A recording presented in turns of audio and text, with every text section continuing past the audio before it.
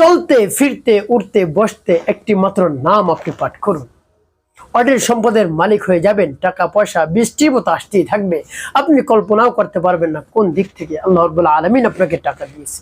তাই চলতে ফিরতে উঠতে বসতে নামটি পাঠ করে দেখুন না কি হয়। প্রিয় ভাই বোনেরা, আল্লাহ রাব্বুল আলামিনের নাম নিলেই তিনি খুশি হয়ে যান। ওয়ালিল্লাহিল আসমাউল হুসনা ফাদউহু বিহা। বান্দা, আমার রয়েছে সুন্দর সুন্দর নাম, সেই সুন্দর সুন্দর নাম ধরে ধরে তোমরা ডাকো। যদি ডাকো কি হবে? উদউনি আস্তাজিবু লাকুম। আমাকে ডাকার সাথে সাথে আমি উত্তর দেই, আমি চাওয়া পাওয়া পূরণ করে দিই। আপনি যা চাইবেন আল্লাহ রাব্বুল আলামিন তাই দান করবেন। তার কারণ আল্লাহ রাব্বুল আলামিন খুশি হয়ে যান। দুনিয়ার মানুষকে যখন আপনি ডাকবেন, মাকে মা বলে ডাকবেন, বাবাকে বাবা বলে ডাকবেন, এরকম সম্বোধন করে ডাকবেন, যে পর্যায়ের অভিভাবক তাকে যদি আপনি ডাকেন তাহলে সে খুশি হয়ে যায়, আল্লাহ রাব্বুল আলামিন খুশি হয়ে যান তার নাম ধরে যদি আপনি ডাকতে পারেন। প্রিয় ভাই বোনেরা, আপনার উপর খুশি হয়ে সবকিছু দান করবেন। সবকিছুর খাজানা আল্লাহ রাব্বুল আলামিনের হাতে। টাকা পয়সা অর্থ সম্পদ যত কিছু রয়েছে সবকিছুর খাজানা দরম ভান্ডার আল্লাহ রাব্বুল আলামিনের কাছে। আল্লাহ রাব্বুল আলামিনের কাছ থেকে যেটা ফয়সালা হয় সেটাই আপনি আমি পাই। তাই আল্লাহ রাব্বুল আলামিনের নামের বেশি বেশি জিকির করুন, তাসবিহ আদায় করুন, তাকে স্মরণ করুন, আরো বেশি আপনি পেয়ে যাবেন। টাকা পয়সা এত পরিমাণ হবে আপনি কল্পনাও করতে পারবেন না। প্রিয় ভাই বোনেরা, এই জন্য বিশ্বাস নিয়ে আস্থা নিয়ে দৃঢ়তার সাথে আপনি আল্লাহ রাব্বুল আলামিনের নামের জিকির করতে থাকুন। চলতে ফিরতে উঠতে বসতে দেখবেন কাজ হয়ে যাবে। প্রিয় ভাই বোনেরা, নামটিকে আমি বলে দিচ্ছি, আমলটি কিভাবে করবেন। শুরুতে উত্তমরূপে পবিত্রতা অর্জন করবেন।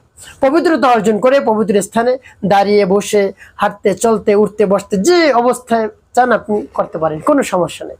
এখন বলতে পারেন হুজুর অজু অবস্থায় করতে হবে, অজু ছাড়া করতে যাবে না? হ্যাঁ, অজু সর্বদা অজু অবস্থায় থাকা তো ভালো, উত্তম। জিন শয়তান মানুষ শয়তান আপনার কোনো ধরনের ক্ষতি করতে পারবে না। তাই অজু অবস্থায় আপনি থাকবেন, থাকলে আপনার জন্য ভালো।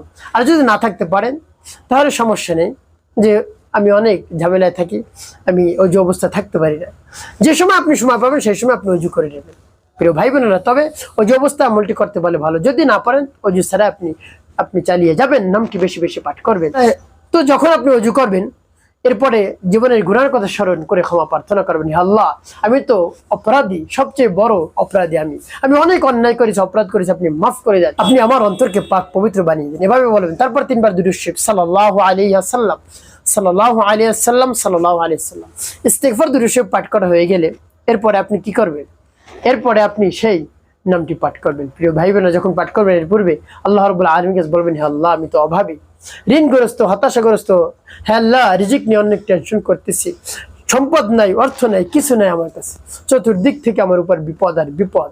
আমি টাকা কই পাবো, আমি খুঁজেও পাচ্ছি না, কার কাছে চাইবো? সহজ একটি পথ আমাকে দেখিয়ে দিন। এভাবে বলে নামটি পাঠ করবেন, আমি বলে দিচ্ছি।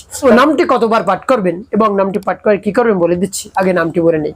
ইয়া রাজ্জাকু ইয়া আল্লাহ, ইয়া রাজ্জাকু ইয়া আল্লাহ, ইয়া রাজ্জাকু ইয়া আল্লাহ, ইয়া রাজ্জাকু ইয়া আল্লাহ, ইয়া রাজ্জাকু ইয়া আল্লাহ, ইয়া রাজ্জাকু ইয়া আল্লাহ। এভাবে কতবার পাঠ করবেন? গুনি গুনি আপনি 100 বার পাঠ করবেন। নিম্নে উপরে যতবার পারেন, 1000, 2000, 3000, 4000, 5000 যতবার পারেন আপনি হাঁটতে চলতে উঠতে বসতে শুধু পাঠ করতে থাকবেন। ইয়া রাজ্জাকু ইয়া আল্লাহ, ইয়া রাজ্জাকু ইয়া আল্লাহ, ইয়া রাজ্জাকু ইয়া আল্লাহ। এভাবে যখন পাঠ করা হয়ে যাবে, নবীজি সাল্লাল্লাহু আলাইহি মুহাম্মদ নিয়ে দুরূদ শরীফ পাঠ করবেন। সাল্লাল্লাহু আলাইহি ওয়াসাল্লাম সাল্লাল্লাহু আলাইহি ওয়াসাল্লাম সাল্লাল্লাহু আলাইহি ওয়াসাল্লাম সাল্লাল্লাহু আলাইহি ওয়াসাল্লাম। এই দুরূদ শরীফ আপনি 100 বার পাঠ করবেন। সাল্লাল্লাহু আলাইহি ওয়াসাল্লাম। এভাবে পাঠ করে যখন হয়ে যাবে, আল্লাহ রাব্বুল আলামিনের শাহী দরবারে দুহাত উত্তোলন করে বলবেন, হে আল্লাহ, আমি কিসের জন্য আমল করছি আপনি তো জানেন। আপনার নামের তাসবিহ আদায় করছি আপনাকে রাজি খুশি করানোর জন্য। হে আল্লাহ, আপনি আমাকে সম্পদ দান করুন। সম্পদ নাই, টাকা নাই, পয়সা নাই, কিছু নাই, রিজিক নিয়ে অনেক টেনশনের মধ্যে থাকি। আল্লাহ, আমার চাকরির ব্যবস্থা করে দিন, চাকরিটা চলে গেছে। রব্বি কারীমের কাছে যদি বলতে পারেন, মন খুলে প্রাণ ভরে দেখবেন কাজ হয়ে যাবে। একটি কাজ করতে হবে আপনাকে, 5 ওয়াক্ত নামাজ আদায় করতে হবে, মানুষের কল্যাণে খিদমতে কাজ করবেন। অবশ্যই আপনার জীবন হবে সুখময় এবং শান্তিপূর্ণ।